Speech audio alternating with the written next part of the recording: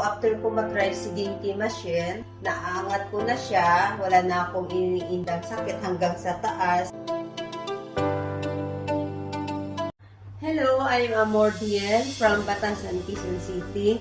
Dati, ang problema ko, itong frozen shoulder ko, halos 4 months ko na siyang iniinda.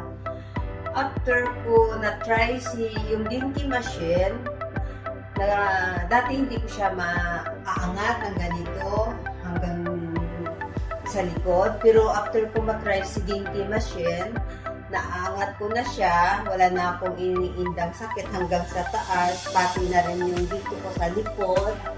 Naabot ko na rin kasi dati sobrang sakit siya. Feeling ko namamaga siya ng sobra.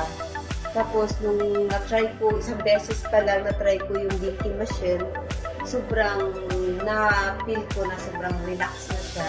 Saka, thank you, nakilala ko yung Dinky Machine.